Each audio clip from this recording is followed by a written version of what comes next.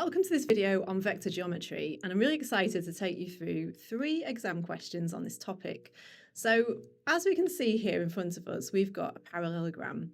Now what's special about a parallelogram is, of course, it's got 2 pairs of parallel sides. So if O to A is given as P, then I hope you agree that C to B is also going to be P. And whenever we're given a parallelogram, we can also probably label this opposite side here, which is O to C. If that's equal to vector Q, then A to B is also going to be equal to vector Q. Now, that's the first job, okay? So we've labelled all the sides, and let's have a look at what they're also telling us. They're also telling us that C to K is twice the distance of K to B. So really, this is in the ratio 2 to 1, okay, to go from there to there. And if we're comparing C to K to B. And it's also telling us that A to L is L to B, which I hope you agree makes this the midpoint. L is the midpoint of AB, and M, we're told, is the midpoint of KL. Now, our first job is to find the vector K to L. Now, it's not straightforward because we only have vectors kind of going around the edge of this with some idea about what this ratio is up here. So to move from K to L, we are going to have to look for the most efficient route from K to L. And I hope you agree that's probably going to be K to B plus B to L.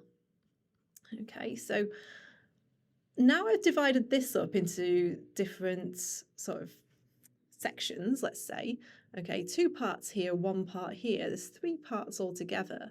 Then K to B is going to be 1/3 of the way across C to B. And C to B, we already said, is the vector P. Okay, and then B to L, we know that L is the midpoint of this one. Okay, with this vector going this direction, then to go the opposite direction would be minus Q. So we'd actually be doing minus half Q to go from B to L. And so putting all of that together, if I just simplify actually, it's 1/3 P minus 1/2 Q is our final answer. Okay, so I'm hoping that for 2 marks, that's not too bad at this stage. Part B. Okay, so same idea, same diagram. Okay, part B. It's now asking us for the position vector of M. So on this one, the position vector is always in terms of the origin. It's already said that O is the origin. So how do we go from the origin to M? What's its position vector?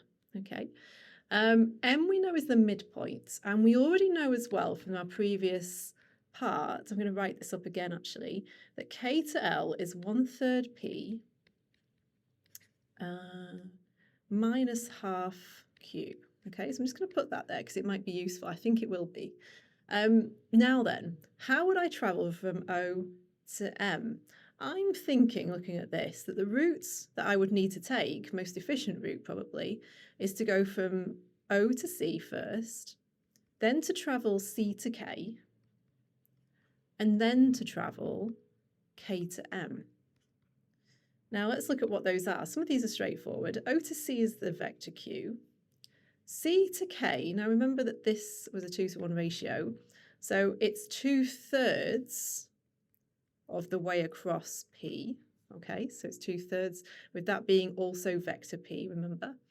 And then K to M is actually the same as halfway of K to L, isn't it? Oops. Minus half Q. All right, so this is worth, oh, it's only worth 2 marks actually. I thought it might be worth a bit more than that because we have a bit of tidying up to do at this point because we have to simplify our answer. So let's times out those brackets. So we've got Q plus 2/3 P. Now let's multiply some fractions together. So 1/2 times 1/3 is 1/6 P. And then we've got minus 1/2 times 1/2, which is minus 1/4. Remember, we just times the top times the bottom of the fraction.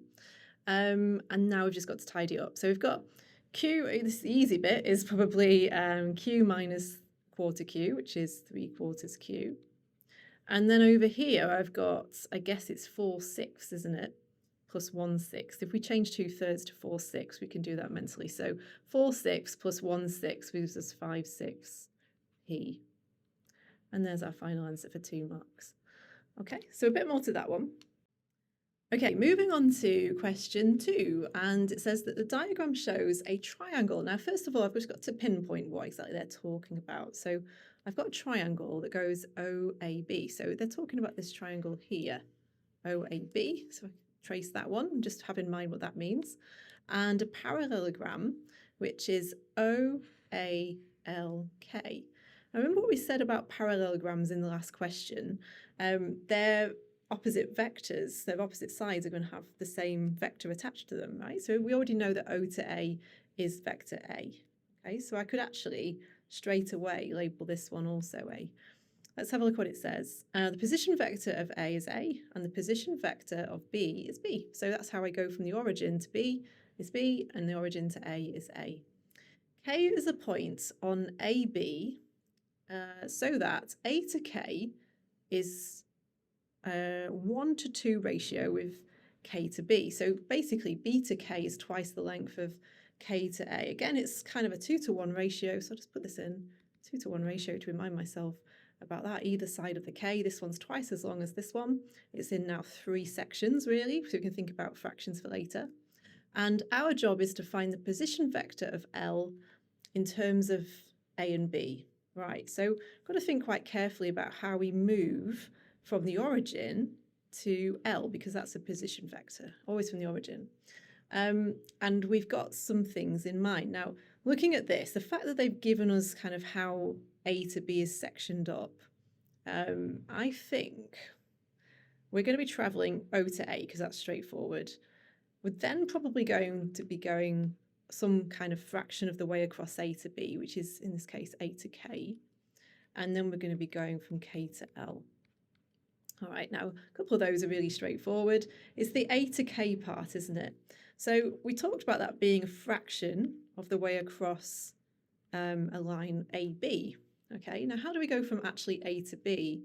Well, first of all, this A to K is 1/3 of the way across A to B, isn't it? Let's actually put this in and show all of our working. And now let's start to put some things in. So O to A, straightforward, that's just vector A. I've got 1/3 of the way across A to B. So how do I travel from A to B? I go A to O, which is negative A. I hope you agree, because we're going the opposite direction to O to A. So it's negative A. And then I'm adding B. And then on top of that, I've then got another KL, which is opposite to this one. So it's also A. All right. So we have to give our answer in its simplest form. And so the final answer here is going to be, so I've got A plus A, 2A minus 1/3 A. So I think that's 1 2/3 A. Okay, there's nothing wrong with writing it like that. And then I've got 1/3 B. And there's my final answer. So position vector of L equals, I have to move my head a minute, is 1 2/3. If you wanted to write that as an improper fraction, that would be 5/3 A, you don't have to, plus 1/3 B. Okay, there we are. Final question, and in the diagram, O is the origin, O to D is twice the distance of T to D. Oh, well, there's that ratio again coming up. It must be a very common one in these exams, so 2 to 1 ratio. And M is the midpoint of TC. O to C is C. Now, in this one, it's not actually labelled that, so I'm going to put that in. And O to D, just so it doesn't get messed up with O to D, is this whole distance here is vector D. All right, so I'll put that in a slightly different colour. Find the position vector of M. So how do we move from O to M? I think it's going to be, what do we think? Okay, O to M is equal to, let's try. So I've got the vector D here, and I know how it's sectioned up. So I think I can find something for O to T. And then I also need T to M. Okay, that's going to take us from O to M, that route, O to T, T to M. Right, O to M equals then O to T Now that's 2/3, again, 2/3 of the way across O to OD, isn't it? So I'll write it in full first. Well, T to M, let's say as well. Okay, so this is going to be the midpoint of, so halfway across T to C. So I could really do with finding an expression for those two things. Let's have a look. So 2/3 of the way across O to D. Well, that's straightforward. O to D is just D. And then I've got half of the way across T to C. Now, T to C is a bit trickier. I know that T to C is going to be T to O plus O to C. Let's write this. Let's show all our working. So T to C plus O to C. So let's show all of our working.